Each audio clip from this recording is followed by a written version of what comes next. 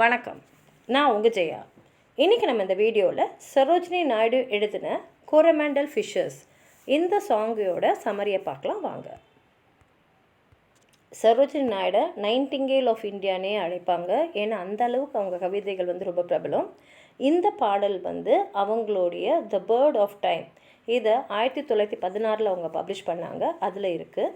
இந்த போமில் பார்த்திங்கன்னா நம்மளை அந்த கோரமண்டல் கோஸ்ட்டுக்கே அழைச்சின்னு போயிடுவாங்க.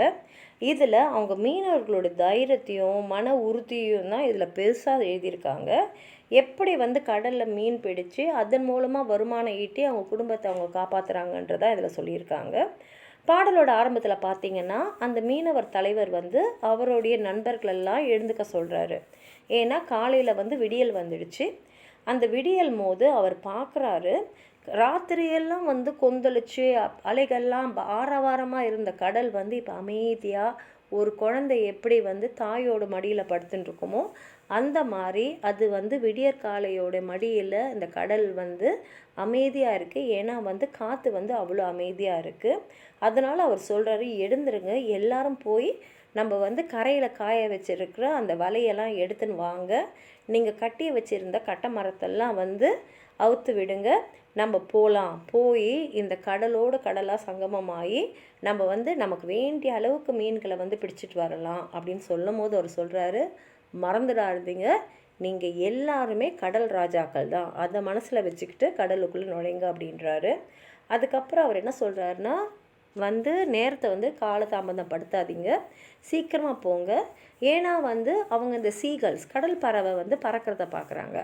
கடல் பறவைங்க எங்கே நிறையா மீன்கள் துள்ளி குதிச்சிருக்கோ அங்கே சுற்றி அதுங்களுக்கு வேண்டிய இறையை எடுத்து சாப்பிட்டுருக்கோம்.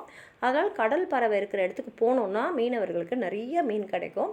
அதனால் அவர் சொல்கிறாரு, வாங்க, அங்கே நிறைய கடல் பறவைகள் பறந்துக்கிட்டு இருக்கு, அந்த சீகல்ஸ் பறக்கிற இடத்துக்கு போனோன்னா நம்ம அப்படியே அவ்வளோ மீன்களை அள்ளிட்டு வரலாம் அப்படின்னு சொல்லும் போது அவர் சொல்கிறாரு, கடல் நமக்கு அம்மா, மேகங்கள் நமக்கு சகோதரர்கள், அலைகள் நம்மளுடைய நண்பர்கள். அதனால் வாங்க, சாயங்காலம் ஆகும்போது இதே அலை நம்மளை கொஞ்சம் மேலே கீழே தான் தூக்கி போடும். ஆனால் மறந்துடாதீங்க, இந்த கடல் மாதா இருக்காங்க, அவங்க நம்ம உயிரை காப்பாற்றுவாங்க. புயலேருந்து எது நடந்தாலும் நம்ம அவங்கக்கிட்ட நம்மளை ஒப்படைச்சிட்டோன்னா அவங்க நம்மளை பத்திரமா கரை சேர்ப்பாங்க அப்படின்னு சொல்லிட்டு அவர் சொல்கிறாரு. இங்கே இருக்கிற தென்னந்தோப்பில் இருக்கிற நிழலோ மாந்தோப்பில் இருக்கிற அந்த மனமும் ரொம்ப அருமையானது. அதுலேயும் ஒரு முழு நிலவு நாளில் மணலில் உட்காந்துக்கிட்டு நமக்கு நெருக்கமானவங்களோட அன்பான குரலை கேட்டுருக்கிற மாதிரி ஒரு சந்தோஷம் எதுவுமே இல்லை. ஆனால் அதை விடவும் அருமையான ஒரு விஷயம் இருக்குன்னா அது இந்த சீ ஸ்ப்ரே, அதாவது அந்த தண்ணி நம்ம மேலே தெளிக்கிறதும், அந்த வைல்டு ஃபோம் கடல் நுரை நம்ம சுற்றி நடனம் ஆடுறதும் தான். அதனால் வாங்க, நம்ம போகலாம். கடலும் வானமும் எங்கே சந்திக்குதோ அது வரைக்கும் நம்ம போகலாம். போய் நம்மளால் எவ்வளோ முடியுமோ அவ்வளோ மீன்களை பிடிச்சிக்கிட்டு வரலாம் அப்படின்னு சொல்லிட்டு அந்த மீனவர் தலைவர் அவருடைய மற்ற நண்பர்களான மீனவர்களை அவர் கூப்பிட்றாரு. வாங்க பாடலை பார்க்கலாம். Rice brothers rice. அவர் எல்லாரையும் சகோதரர்களாக நண்பர்களை சகோதரர்கள் நினச்சி எல்லாரும் எழுந்துருங்க. The waking skies pray to the morning light. பாருங்கள், விழிஞ்சிக்கிற வானம் அந்த சூரியனுடைய முதல் வெளிச்சத்தை பார்த்து வணக்கம் சொல்லுது, அதுக்கு ப்ரேயரை தெரிவிக்குது.